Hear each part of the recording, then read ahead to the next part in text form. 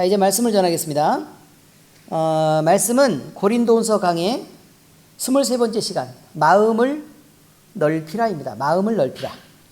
자, 근데 마음을 넓히라는 제목만 들어보니까요, 마음에도 넓이가 있는 것 같네요. 그죠? 좁아 터진 마음도 있고 넓디 넓은 마음도 있을 거다라는 표현을 지금 성경이 쓰고 있습니다. 자, 우리가 원하든 원하지 않든, 그리고 우리 마음에 좋든 싫든 사람을 만나지 않고 살아갈 수는 없습니다. 가정에서, 그리고 교회에서, 그리고 학교에서, 그리고 직장에서, 또 많은 교우들, 친구들 사이에서, 그 다음에 주변의 이웃들 관계에서 우리는 당연히 많은 사람들을 만나야 하고, 그 사람들과 함께 어울려 살아야 하고, 또 일해야 하고, 때로 생산적인 일을 도모해야만 하는 것입니다. 이런 관계를 유지하기 위해서는요, 우리는 때로 우리 자신만 고집할 것이 아니라 이해도 필요하고 양보도 필요하며, 또 어떤 때에는 남에게는 이익이 되지만 나에게 일방적인 손해가 되어도 그 희생하는 노력을 하지 않으면 안 되는 관계도 있다는 것을 우리는 곧 느낄 수 있게 됩니다. 지혜로운 사람은 그것을 잘 활용하는 법입니다. 사도 바울은 이런 섬김과 양보가 교회 안에서도 반드시 필요하다고 역설하고 있습니다. 그리고 이러한 교회 안에서 나타나는 희생은 세상처럼 자기의 유익을 취하기 위한 양보에 따른 조율이 아니라 아버지가 자녀를 돌보듯 사랑하고 자녀가 마땅히 그 부모의 사랑에 반응한 것처럼 당연히 보답해야 되는 것이라고 말하고 있습니다. 이런 사랑으로 연합한 관계에서요, 중요한 것은 마음의 폭을 넓히고 또 상대를 향한 부드러운 시선을 갖고, 부드러운 시선이라는 게 무슨 말인지 아시죠? 부드러운 시선 한번 해보세요. 이런 거 아니고 이런 시선으로, 이렇게 부드러운 시선을 갖고 딱딱하게 자기 주장만 내세우는 외골수적인 태도를 피하는 것이 중요합니다. 우리 안에 예수 그리스도의 복음이 감동으로 다가오게 될 때 이 모든 것들이 가능해진다고 말합니다. 그리고 그보다 더한 것이라도 어렵지 않게 되는 것을 우리는 지금도 경험하고 있습니다. 오늘 말씀을 듣고 배워서 우리 삶에 지혜롭게 적용하는 결단이 있기를 예수님 이름으로 축복합니다. 자, 고린도후서 6장 11절에서 13절까지 이렇게 되어 있어요.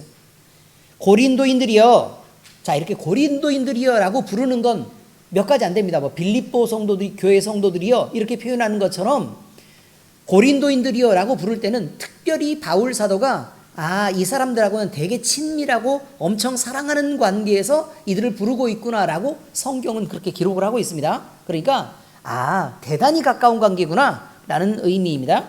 고린도인들이여, 너희를 향하여 우리의 입이 열리고 우리의 마음이 넓어졌으니, 자, 이게 무슨 뜻일까요? 입이 열렸다는 말은 아무 소리나 했다는 얘기가 아니겠죠. 그죠? 내가 복음의 비밀을 간직하고 있는데 너희를 보자마자 너희의 영혼이 잘 되기를 바라는 그런 마음에서 입을 열 수밖에 없었다. 그러니까 너희를 향한 내 호감이 보통이 아니다 라는 말에 대한 표현입니다. 우리의 입이 열리고의 표현이요, 우리의 마음이 넓어졌으니 무슨 말이냐면 용납할 수 있는 것도 있고 없는 것도 있는데 일일이 따져서 내가 너희를 향해서 마음을 쓰는 게 아니라 그저 마음이 넓어져서 너희가 갖고 있는 것들을 내가 쉽게 수용해서 내 마음에 담아낼 수 있었고, 그리고 너희에게 그렇게 복음을 전달할 수 있었다라고 표현하고 있는 거예요. 이해는 잘 되시죠? 우리의 마음이 넓어졌으니 너희가 우리 안에 좁아진 것이 아니라, 그러니까 세상 사람이 우리 안으로 들어와서 이제 세상은 이렇게 넓은데 그리스도인이라는 요 좁은 범위로 들어온 것이 아니라 오직 너희의 심정에서 좁아진 것이니라. 그냥 너희가 그냥 세상에 있으면서 그리스도 안에 있어서 막 자유를 뺏긴 것 같고 이렇게 되니까 오히려 좁은 것처럼만 느끼는 것이라 이 말이에요. 이해되셨죠? 그런 경험들이 있을 테니까. 그죠? 내가 자녀에게 말하듯 하노니 보답하는 것으로 너희도 마음을 넓히라. 이게 무슨 말이냐면, 자, 보세요. 지금 보니까요, 요 크기가 이렇게 자꾸 있죠. 그죠? 지금 보니까, 자, 사도 바울이 얘기할 때와 그 고린도 교회 교인들이 얘기할 때는 이렇게 돼 있습니다. 고린도 교회 교인들이 이렇게 있는데 사도 바울은 마음을 넓혀서 이들을 담을 수 있게 됐다라고 표현하고 있죠. 그럼 사도 바울은 그리스도인이 아니에요? 그리스도인입니다. 그리스도인이지요? 자, 아직 고린도 교인들은요? 아니죠. 그런데 그리스도인의 크기가 어떻다 그 말이에요? 세상보다 넓다 이 말이죠. 이게 표현을 하면 그렇습니다. 세상보다 넓었다. 그래서 너희를 담을 수 있게 되었다. 이런 말이죠. 그런데 너희가 생각할 때는 뭐라고 생각한다고요? 세상은 이렇게 자유롭고 넓은데 그리스도인이 되었기 때문에 우리가 어떻게 됐다고 얘기한다고요? 작아졌구나라고 느낀다고요. 이해되셨죠? 작아졌구나라고 느끼는 거라고요. 그런데 자, 다시 자녀에게 말하듯 권면합니다. 그러니까 너희가 보답하는 것으로, 그러니까 구원의 은혜를 받고 너희가 구원받은 사람으로서 너희가 그리스도 안에 있는 그 율법대로 비판하고 판단하고 마음을 좁혀서 너희의 자유도 그렇게 제한적으로 느낄 것이 아니라 마음껏 하나님을 사랑하는 마음과 세상을 품는 마음으로 너희의 마음을 넓히면 어떻게 된다고요? 세상보다 더 넓은 그리스도인이 된다. 이런 표현이에요. 그러니까 실제로는 누가 넓어요? 그리스도인이 넓은데 세상에 있는 것들을 자꾸 못하게 하니까 좁은 것처럼 느껴진 건데 실제로는 어떻다고요? 세상을 다 담고도 남을 만하게 넓다. 그러니 내가 자녀에게 권하듯 얘기한다.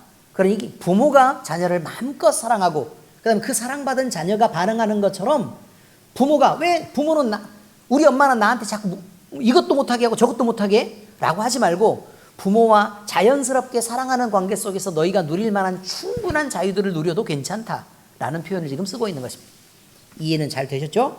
자, 이제 말씀에서 이루어지는 마음을 넓히라 라는 부분에 대한 내용을 다시 한번 점검을 해보려고 합니다. 첫 번째는요, 감추는 것이 없이 인정하고 돌이켜 회개한다면 마음을 열고 용서하는 것을 포함하는 것이다, 이 말이에요.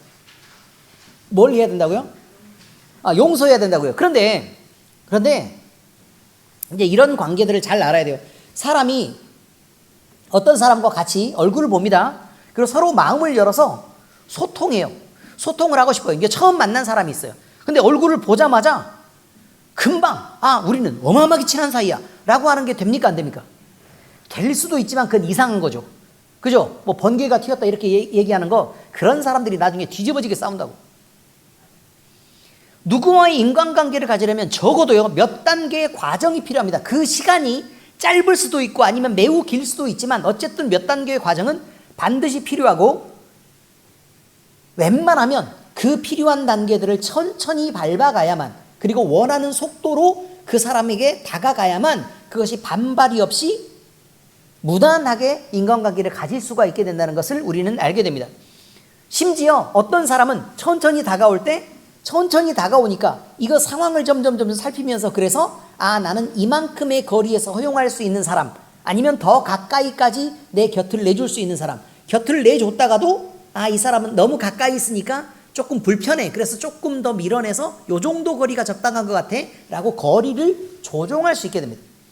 거리를 조종하는 것은요 싸움을 피하기 위한 것입니다. 그러니까 서로 평화를 위한 것이지 멀리 하려고 하는 게 아니라 이 말이에요. 이런 것에 대한 오해들도 없어야 합니다.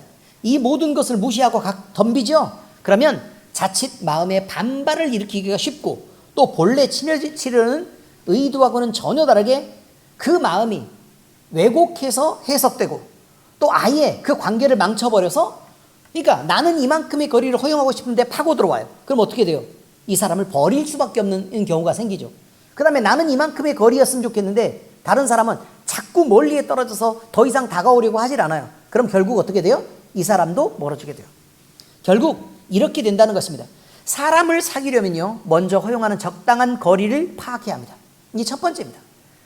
이 거리는 각각마다 서로 다르고 관계마다 달라서요 잘 살피고 주의를 기울여야 합니다. 그래서 우리는 사람을 이게 좋아 저게 좋아 라고 말하지 말고 꼭 두 가지를 먼저 봐야 합니다. 코드예요, 코드.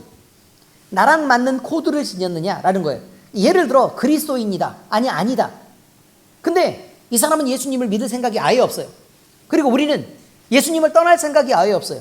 그럼 이 둘 관계는 코드가 안 맞는 것입니다. 서로 적당히 먼 거리 속에서 서로를 그냥 인정하고 그냥 그대로 가면 돼요. 그러면 그 관계가 먼 거리에서 유지가 되지만 서로를 인정하지 않고 계속해서 너는 죽어도 믿어야 돼? 아니면 너는 왜 나한테 교회 나오라고 이렇게 억지로 그렇게 하는 거야? 라고 하는 방식은 서로에게 유익하지 않다 이 말입니다. 우리는 뭘 알아야 되느냐? 아무리 친한 가족이고 내게 가장 소중한 사람이라도 하나님의 예정에 이 사람이 예수님을 믿을 사람인지 안 믿을 사람인지에 따라 예정하신 것이 다르다는 것을 인정할 수 있어야 합니다. 그것이 우리가 사회관계를 원만하게 풀어내는 방법입니다. 무조건 다가가서 푸시하고 그냥 압박해서 억지로 그렇게 하려고 하지 말고 우리가 할 수 있는 부분에 대한 거리에서 최선을 다해서 그 모습이 흠모하면 점점 다가오게 되는 거고, 그 모습이 정말 싫으면 떨어져 나가는 것입니다. 그래서 가족들끼리라도 반드시 모두 다 구원받는 것은 아니라는 사실을 우리는 잊으면 안 됩니다. 성경에서 주 예수를 믿으라 그리하면 너와 내 집이 구원을 얻으리라 라는 말씀도 있지만, 그 반대로 그 가족들끼리 형제가 형제에게, 부모가 자식에게, 그러죠? 서로에게 뭐가 된다고요? 네, 원수가 되리라 라는 말씀도 분명히 있습니다. 잊지 않아야 합니다. 자, 이렇습니다. 상대가 허용하는 가장 먼 거리의 원 안에 먼저 들어갈 수 있습니다. 그러가면 나는 단지 그저 아는 사람에 불과할 수 있습니다. 근데 지금 당장 섭섭해할 일이 아닙니다. 기다릴 필요가 있다 이 말이에요. 또 그러다가 자신 속 얘기를 나눌 수 있는 거리로 가까워지기도 하고, 그러다가는 또 서로 공감하고 도움을 주고받는 관계로 발전하기도 합니다. 이때 주의해야 될 건 돈 관계는 웬만하면 그저 주는 게 아니라 안 하는 겁니다. 분명히 얘기했습니다. 그중 어떤 사람은 또 서로 사랑하는 관계로 발전하기도 합니다. 그래서 엄청 아끼는 친구가 될 수도 있고, 또 남녀 관계에 대해서는 서로 애인이 되고 또 부부가 될 수도 있는 일입니다. 그래서 평생을 함께 하기도 하죠. 자, 그런데 우리가 주의해야 될 것은 아무리 가까운 사이라도 100%인 전부를 오픈하고 모든 것을 공유하는 사이는 이 세상에 존재하지 않는다는 것을 알아야 됩니다. 100%는 없습니다.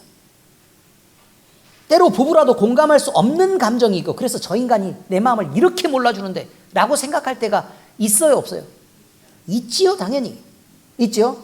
그리고 세상에 이렇게 오랫동안 나랑 같이 살았는데 나를 이렇게밖에 몰라? 라고 원망하는 때는 있어요, 없어요?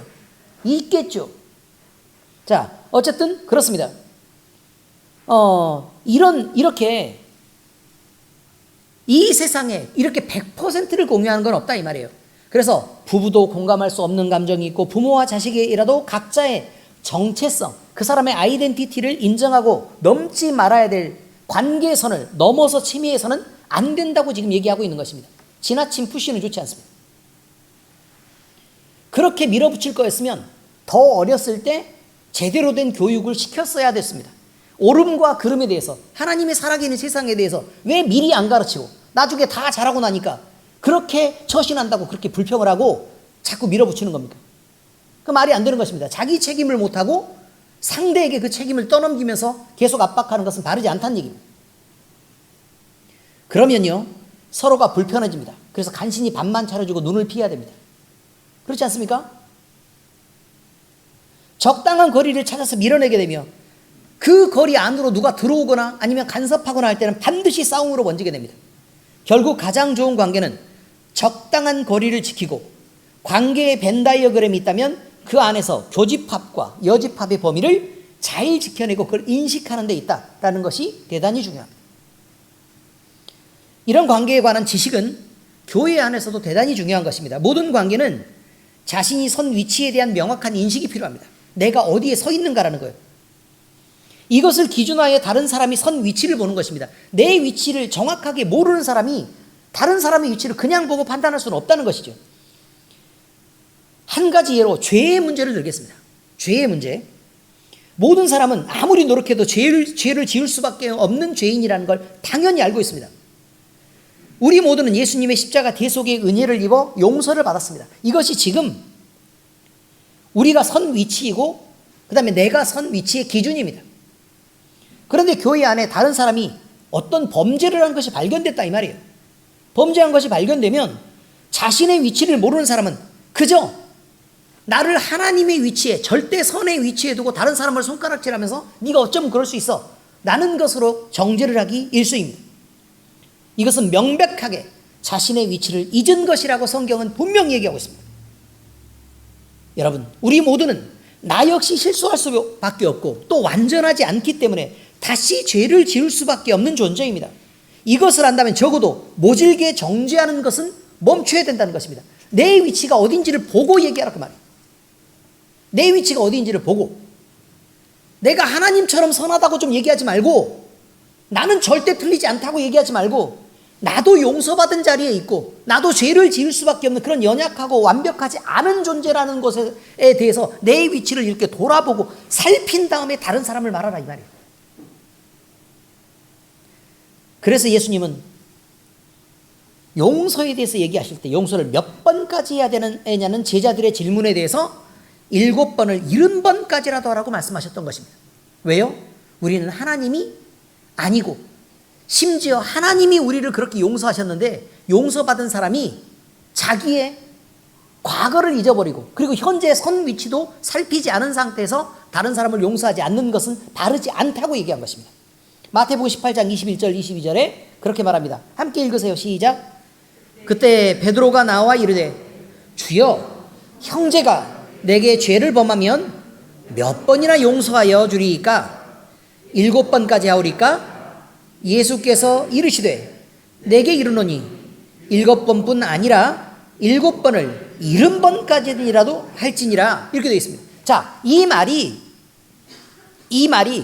이게 되게 복잡한 얘기예요. 사실 신학적으로 보면 되게 복잡한 얘기여서 요 앞에 있는 내용이 전반을 지금 포함하고 있습니다. 오늘 설교 준비하면서 이거 너무 어렵지 않나 라고 지금 생각하고 있습니다. 하면서도 왠지 눈이 안 반짝이는 걸 느낍니다. 반복해서 들으시기 바랍니다. 그런데요, 그 용서라는 건 말이죠. 용서는 무조건 용서라는 것은 아닙니다.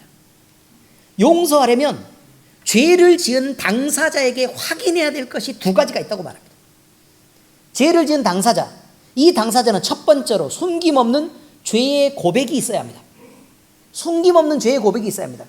사람에게 부끄러울지라도 하나님에게만큼은 반드시 자기 죄에 대한 고백이 있어야 합니다. 그걸 감춰서는 안 되고 변형시켜도 안 됩니다. 솔직하게 모든 걸 인정해야 합니다. 이게 중요합니다. 뭐가 있어야 된다고요? 죄의 고백이 있어야 된다. 이걸 확인해야 합니다. 공회는 우리가 만약에 용서할 때 이 사람은 회개했고 자기의 죄를 반성하는 사람이구나 라는 정도의 확인은 있어야 된다 이 말이에요. 의미를 이해하시겠어요? 네, 그 확인이 있어야 돼요. 하나님께 회개한 사람이구나 라는 느낌은 와야 돼요. 근데 막 엄청 당당하고 막 아니라고 막 버티고 이렇게 하면 그거는 용서의 대상이 아닙니다, 여러분. 치리의 대상입니다. 아시겠습니까? 자, 둘째가 있습니다. 이 둘째 확인해야 될 것은 다시는 같은 죄를 범하지 않겠다는 결단이 명백해야 합니다. 다시 말해서 내가 지은 죄에 대한 후회가 있고 이 다음으로 갈 때는 그 죄를 갖고 가지 않겠다라고 잘라내야 된다 이 말이에요. 이 예가 음행 중에 잡힌 여인에게 베푸시는 동일한 주님인 예수님께서 용서에 대해서 말씀하시는 그 내용 안에 나타나 있습니다. 자, 보시겠습니다. 요한복음 8장 3절에서 11절 제가 읽겠습니다. 서기관들과 바리새인들이 음행 중에 잡힌 여자를 끌고 와서 가운데 세우고 예수께 말하되 선생이여 이 여자가 간음하다가 현장에서 잡혔나이다. 모세는 율법에 이러한 여자를 돌로 치라 명하였거니와 선생은 어떻게 말하겠나이까? 그들이 이렇게 말하면 고발할 조건을 얻고자 하여 예수를 시험함이로라. 예수께서 몸을 굽히사 손가락으로 땅에 쓰시니 그들이 묻기를 마지 아니하는지라. 이에 일어나 이르시되 너희 중에 죄 없는 자가 먼저 돌로 치라 하시고. 자, 여기까지만 사람들이 읽어요. 그래서 교회에서는 무슨 죄를 지어도 무조건 용서해야 된다고 얘기하는 거예요. 왜 성경을 중간까지 읽다가 중간에 끊냐고요. 고라는 말이 무슨 말이에요? 그렇죠. 예수께서 죄 없는 자가 먼저 돌로 치라 하셨다. 그리고 이 그리고라는 말이 등위 접속사라는 것입니다. 그리고가 뭐라고요? 등위 접속사. 등위 접속사의 뜻이 뭐예요? 사모님, 등위 접속사 뜻이 뭐예요? 등위 접속사는 앞쪽과 뒤쪽이 동등한 자격을 가진다 이 말이에요. 어떤 의미인지 아시겠죠? 나와 너, 나 그리고 너 이렇게 말하면 나와 그 다음에 너는 하나, 이건 1대1이다 이 말이에요. 누구는 크고 누구는 작다는 의미가 아니고 등위 접속사라는 거 그런 의미예요. 그러니까 여기서 너희 중에 죄 없는 자가 먼저 돌로 치라 라는 말이 첫 번째, 나도 너를 정죄하지 않는다라는 말이 이게 첫 번째 얘기라 이 말이에요. 그 다음에 그것과 동등한 자격을 갖는 것이 뭐냐면 그 다음에 보겠습니다.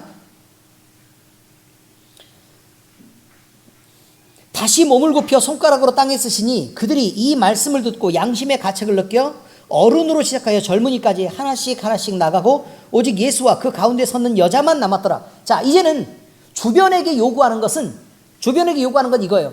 너희 중에 정죄할 자는 없다라는 거예요. 왜냐하면 이것이 바로 뭐냐면 바로 제가 앞쪽에서 얘기했던 자기의 위치를 보라 이것입니다. 자기의 위치를 보라. 이해 잘 되셨죠?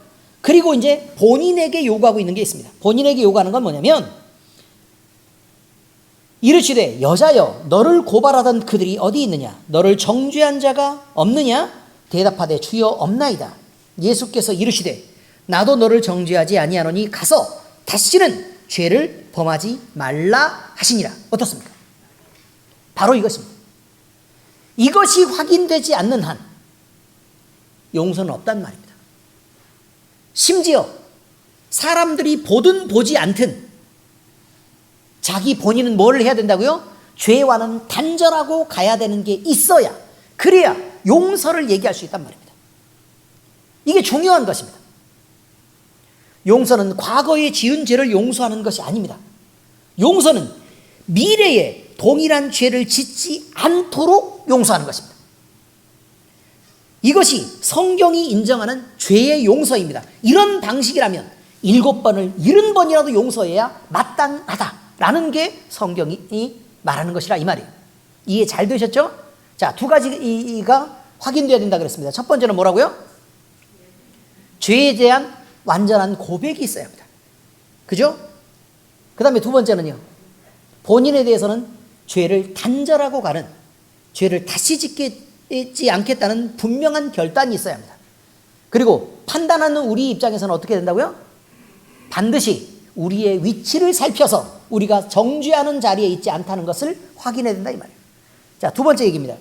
자기 감정을 옹색하게 좁히면요, 이해도 용서도 할 수 없는 자가 됩니다. 근데 이것이 용서라고 얘기하는 이것은요, 이론적으로는 가능한 일인 건 맞는데, 근데 나한테 악행을 하고 막 배신을 때리고 이런 사람까지 용서한다는 말은 정말 쉽지 않다는 것이 문제입니다. 오늘 본문에서 말하는 건 역시 이런 문제에 대한 지적인데, 내게 용서할 마음이 없어서 마음을 좁히고 그 문을 닫아버린 채로 용서를 아무리 말한다 한들 괴로움만 더할 뿐이지 정작 관계의 개선을 위한 용서는 이루어질 수 없다고 얘기합니다. 지금 있는 그대로 마음을 좁히면 용서할 수 없다는 것이죠. 용서를 말하려면 먼저 좁아진 마음을 부드럽게 말랑말랑하게 해야 됩니다. 딱딱하면 얘를 넓힐 수가 없으니까 말랑하게 만져야 합니다. 만져야 돼요. 근데 이건 만지는 건 뭘로 만지는 거냐면 주의 말씀과 위로로 만지는 것입니다. 사람들에게 그것을 기대해서 만질 수 있는 것은 아니라 이 말이죠.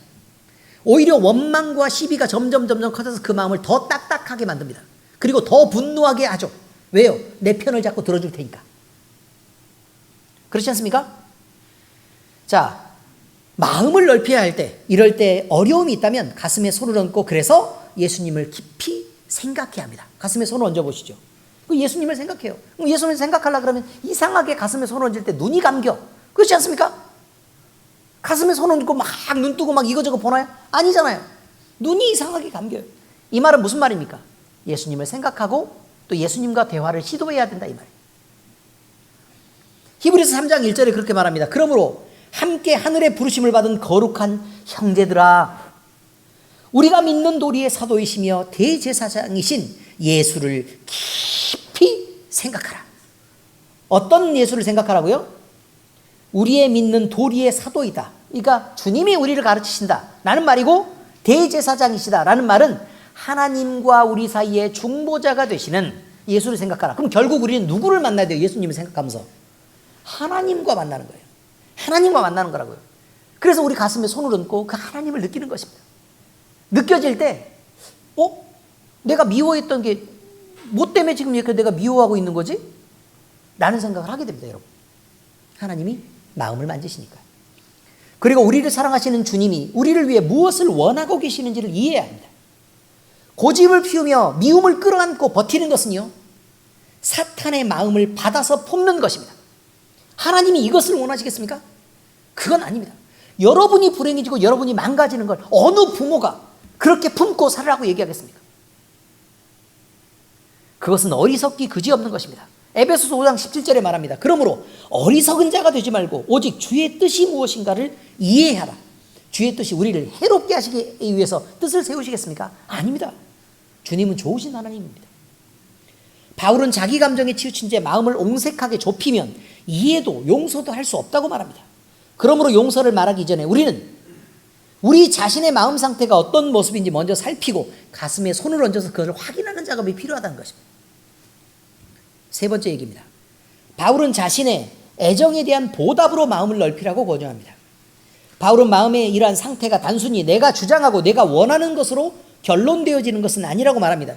성경 전체의 내용을 볼 때 우리의 생각은 우리의 마음이 허용하는 영적 실체에 영향을 받는 것이 분명하다고 말합니다. 다시 말해서 내가 어떤 마음을 품을 때 그 영적인 근거들이 존재한다 이 말이에요.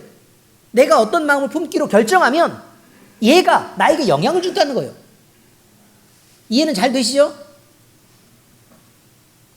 그 영적인 실체는 성령 하나님이 아니면 사탄의 마음을 받는 것이라고 말합니다. 이게 둘 중에 하나뿐이라고 얘기해요.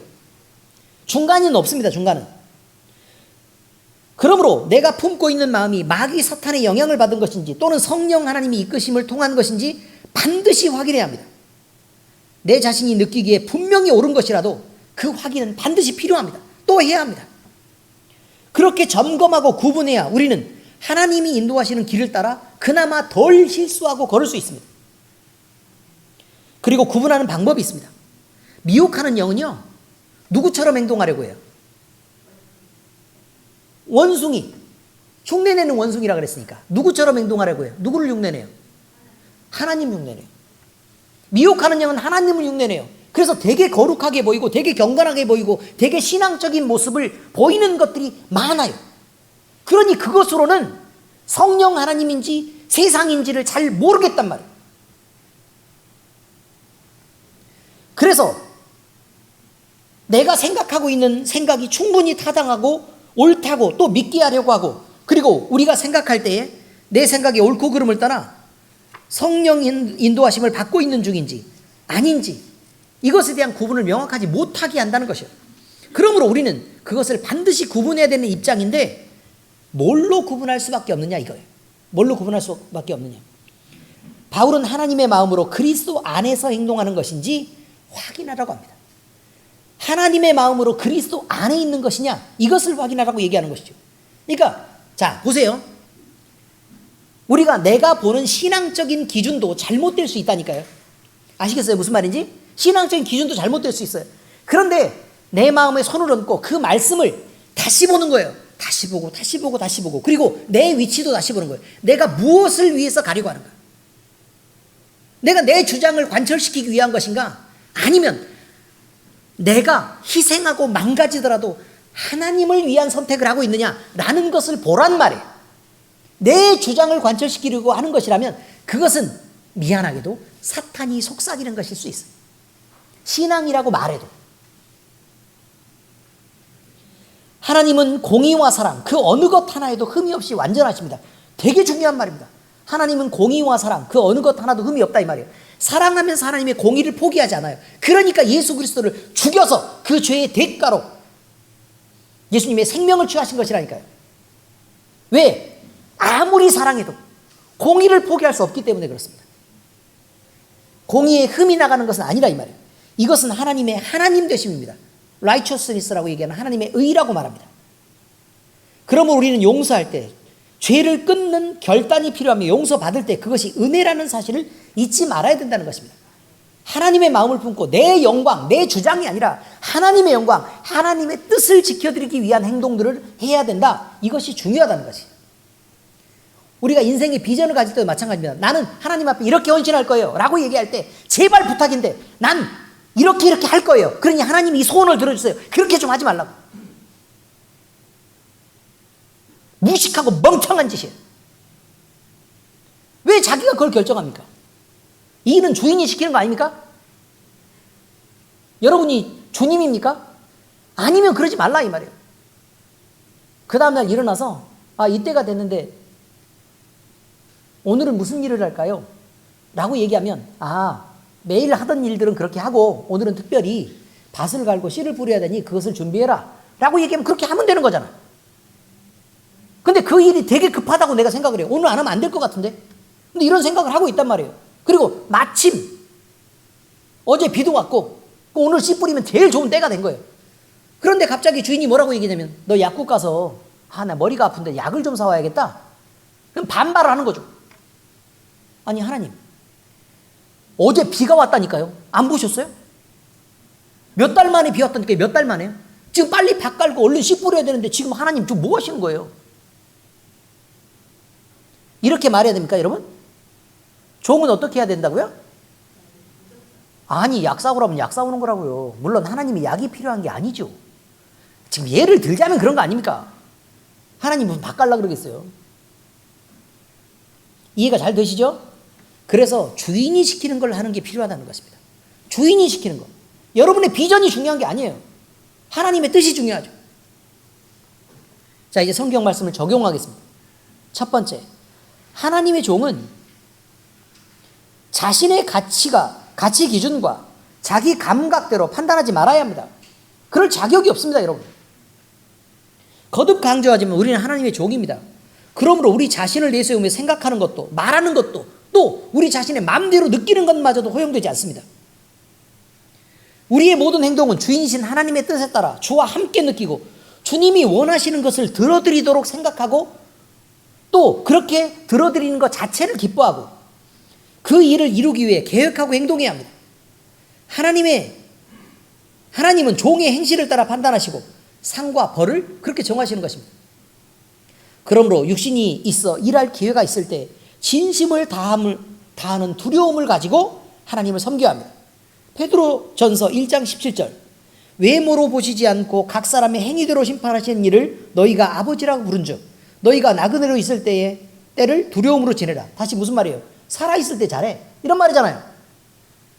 그 중에 우리에게 가장 큰 위로가 되는 말이 한 가지 있지 않습니까? 거기 외모로 보지 않으시고. 큰일 날 뻔했습니다, 여러분. 우리 교회 안에 지금 몇 명 없습니다, 지금. 헌신을 말하는 사람이라도 자신을 세밀하게 구분하여 말하지 않으면 공허한 빈말로 단지 헌신의 껍데기만 드리는 것에 불과할 수 있습니다.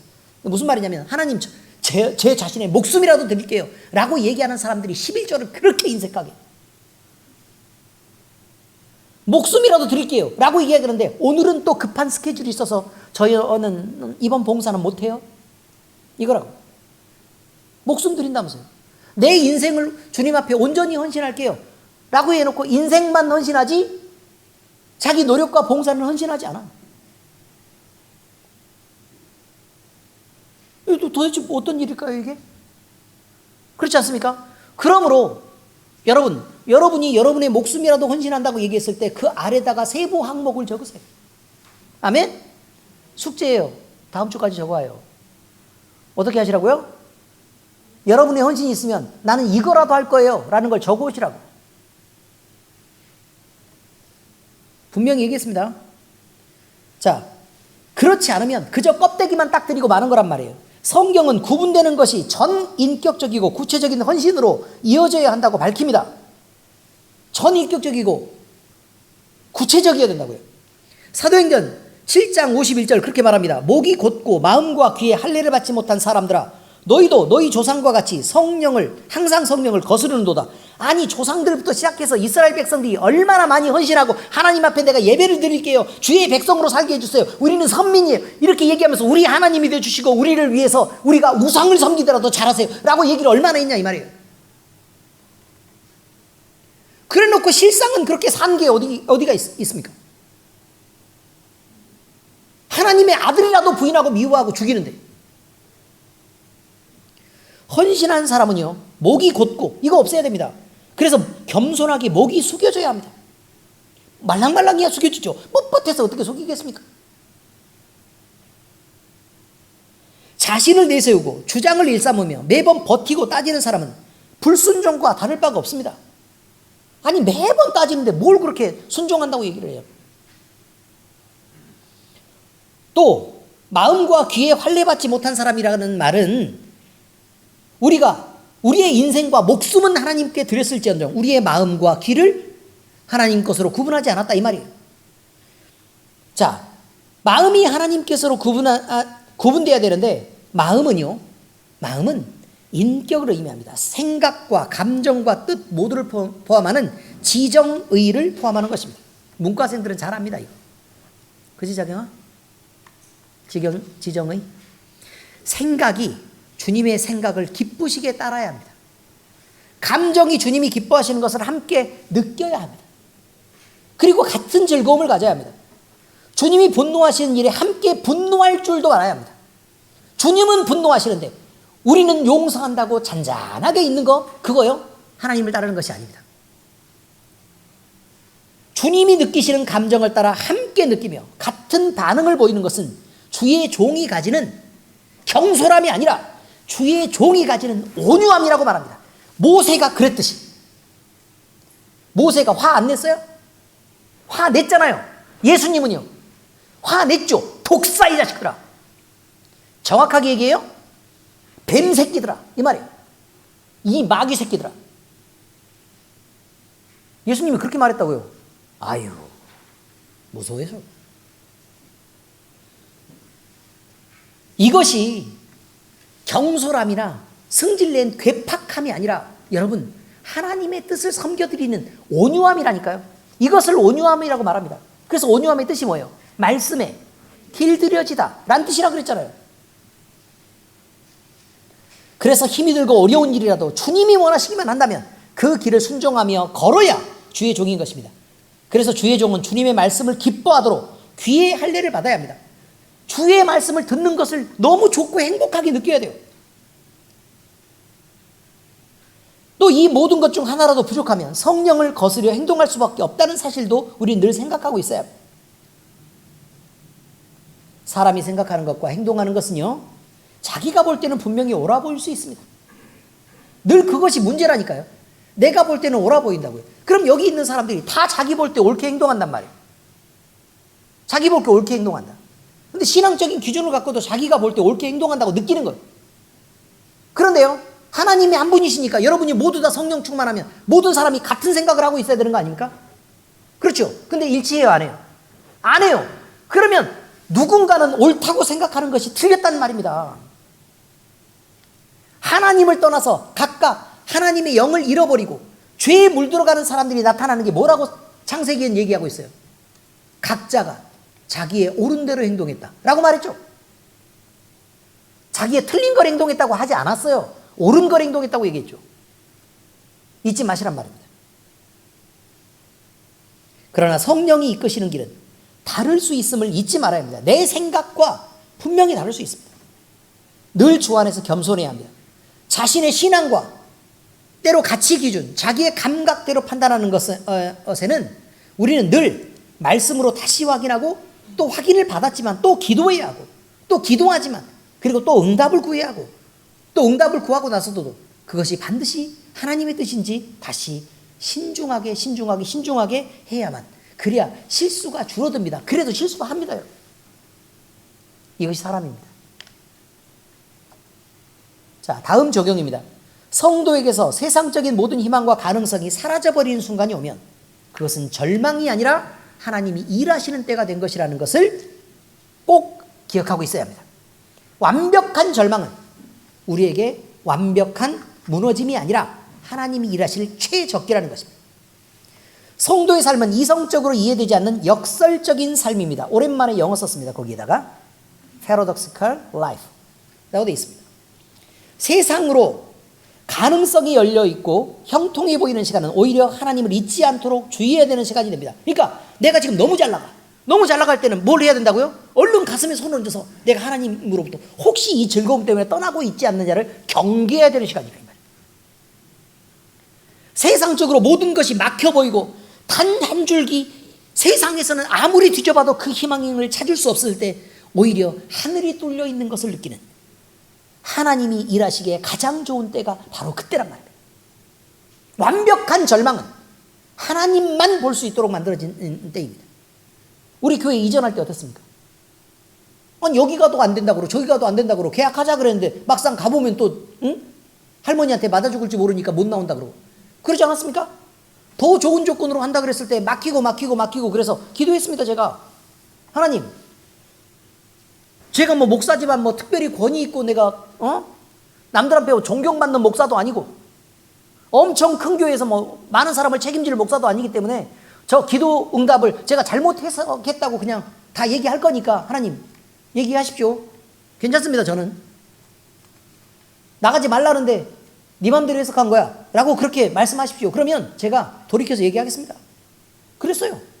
그러나 하나님이 나가라고 하시는 게 분명히 맞다면 모든 길을 다 때려막고 단 한 길, 하나님이 원하시는 길만, 그 길만 형통하게 해주십시오. 왜냐하면 저는 어리석어서 그것 외에는 다른 것을 보고 판단할 만한 능력이 안 됩니다.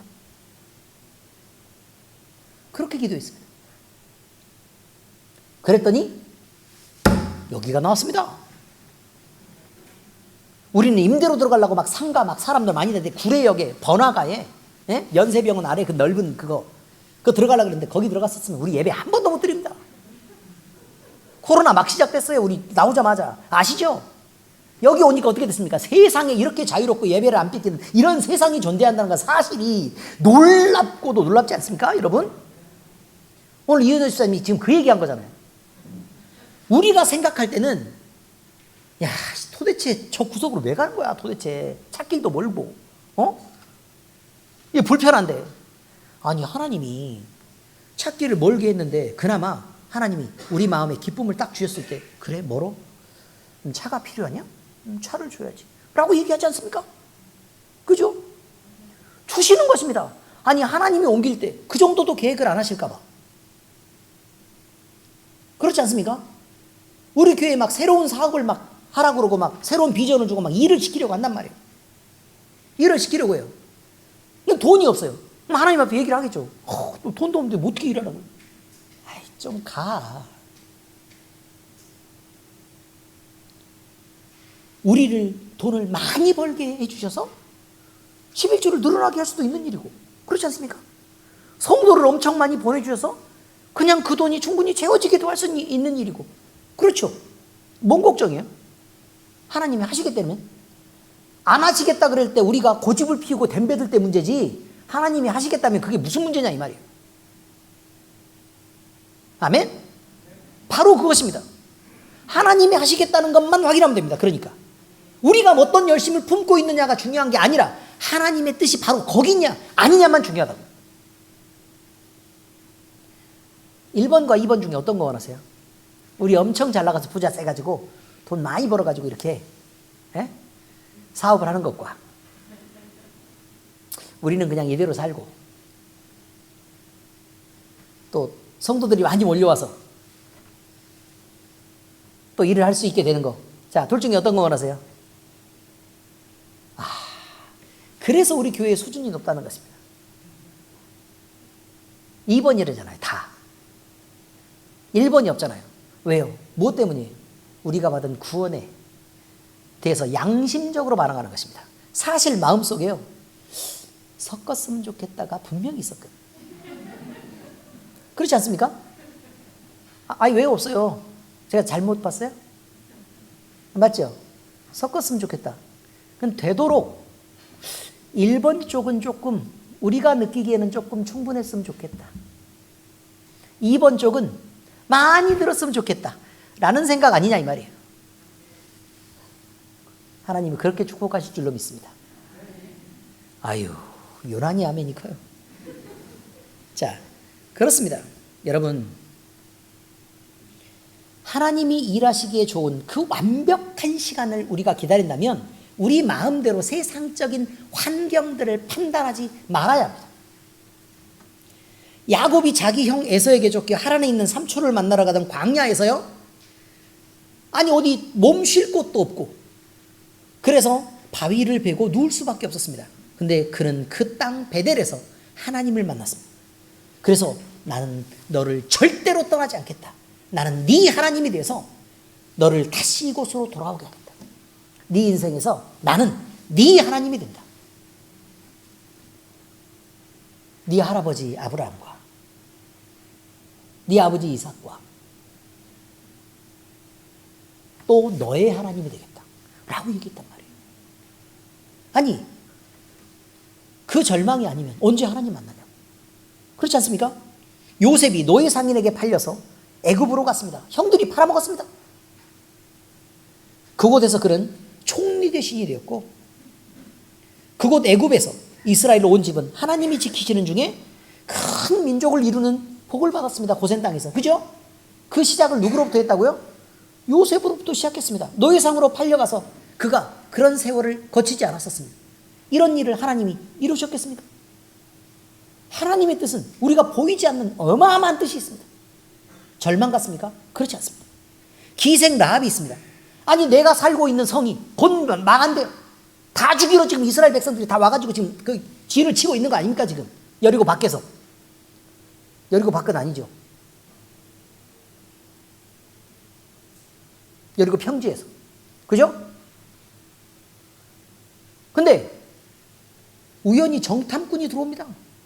아니 그러면 지금 다 죽어야 되잖아요. 지금 다 죽어야 되는데 정탐꾼이 들어왔을 때 그 정탐꾼을 감춰줍니다. 그리고 그들을 살려서 보냅니다. 어떻게 됐습니까? 완벽한 절망 때 그는 예수님의 족보에도 들어가는 이스라엘 백성 중에 포함되었습니다. 이보다 더 큰 영광이 있을 수 있습니까? 우리 봐요. 세상에서 오갈 데 없고 각종 질병으로 또 나쁜 환경으로 가정 파탄으로 별의별 것들을 정신적인 문제로 여러 가지를 다 안고 있었습니다. 그런데 여러분 그때에 이스라엘의 정탐꾼 같은 복음의 소식이 우리에게 들려왔습니다. 그것에 반응해서 결단했더니 지금 여러분이 되어 있는 것입니다. 우리는 이스라엘 족속 중에 포함되어 있고 하나님의 자녀가 돼서 지금 이것을 누리고 있습니다. 이보다 더한 영광이 있습니까? 초대 예루살렘 교회가 있습니다. 오늘 또 아니 이거 다 설교지를 보고 이은호 집사님 기도한 것 같아. 초대 예루살렘 교회가 있는데 자기네들끼리 모여가지고요 하루에 3,000명씩 막 이렇게 회개하고 돌아왔으니까 얼마나 많은 숫자가 있었겠습니까? 자기의 물건을 다 팔아가지고 서로 통용하면서 잘 먹고 잘 살고 있었습니다. 어마어마하게 즐거웠습니다. 행복하고. 그런데 하나님이 그곳을 쳐버립니다. 그래서 사도마저도 문신할 방법이 없습니다. 그래서 다 도망가고 흩어지게 됐습니다. 그런데요 교회는 이 극심한 핍박과 말할 수 없는 고난을 넘어서면서 온 세상을 향한 복음의 증인이 됐습니다. 예루살렘과 온 유대와 사마리아와 땅끝까지 이르러 내 증인이 되리라고 하는 말씀을 그때서야 깨닫게 됐습니다. 우리가 유연히 교회에 계속 있었으면 우리는 우리끼리 잘 살고 있었던 예루살렘 교회가 됐을 것입니다. 그것을 원하십니까? 아니면 온 세상에 복음을 전하는 예수님의 말씀을 지켜드리는 그런 교회가 되겠습니다. 우리의 결단은 거기서 필요한 것입니다. 이처럼 그리스도인에게 고난의 시간은 살아계신 하나님이 증명되고 복음이 전파될 기회임을 깨달아야 합니다. 그 고난을 피하거나 고난이 싫어서 타협해버리면 복음은 망하게 되고 하나님을 외면하게 되는 것을 명심해야 된다는 것입니다. 다윗은 자신의 수많은 사건과 경험을 통하여 구원하시는 하나님을 늘 느끼면서 살고 있었습니다. 이것은 같은 하나님을 섬기는 우리에게도 동일하게 펼쳐질 역사고 또 동일한 감동으로 다가올 일이기 때문에 말씀드립니다. 시편 40편 2절에 나를 기가 막힐 웅덩이와 수렁에서 끌어올리시고 내 발을 반석 위에 두사 내 걸음을 견고하게 하신 분이 하나님이시라는 것입니다. 그러므로 모든 성도는 고난의 시간이 와도 낙심하지 말고 오히려 하나님을 구하며 기대로 늘 하나님을 귀한 기대로 가슴이 벅차오르는 그 느낌을 늘 갖고 살아야 합니다. 시편 42편 5절에 이렇게 말합니다. 내 영혼아 내가 어찌하여 낙심하며 어찌하여 내 속에서 불안해하는가. 이게 말이 된다고요 안 된다고요? 안 된다 이 말이에요. 너는 하나님께 소망을 두라. 그가 나타나 도우심으로 말미암아 내가 여전히 찬송하리로다. 찬송할 일밖에 남지 않습니다. 이제 바울 사도가 고린도 교인들에게 한 말씀으로 권면을 대신합니다. 엘림교회 성도들이여 내가 성령 안에서 자녀들에게 말하듯 권합니다. 마음을 넓히고 주의 종으로 바로 서시길 바랍니다. 기도하겠습니다. 하나님 아버지 감사합니다. 우리가 우리의 뜻을 주장하며 우리의 고집을 피우며 마음을 좁게 하고 용서와 사랑과 희생과 주의 뜻을 섬기는 삶을 살아내지 못했던 것을 주님 고백합니다. 우리에게 예수님만 있으면 모든 것이 만사형통이 되고 우리에게 우리 주님을 섬기는 기쁨만 있으면 우리에게 그보다 더 큰 만족이 없는 것을 우리는 이제 알았기에 이제 온전히 주의 종으로 우리 자신을 헌신하며 구체적으로 무엇을 어떻게 헌신할지에 대해서 이제 적어보려고 합니다. 하나님이여 우리 마음에 결단을 주시고 또 그 결단을 따라 살아갈 때 그렇게 살 수 있도록 또 그 기쁨이 우리 안에 충만해지고 주의 뜻이 우리 자신과 우리 교회를 통해서 펼쳐질 수 있도록 또 우리 노예를 통해서 펼쳐질 수 있도록 하나님이여 우리를 이끄시고 감동하시고 도우시고 하나님이 영광 받으시옵소서. 살아계신 우리 주 예수 그리스도의 이름으로 감사하며 기도합니다. 아멘.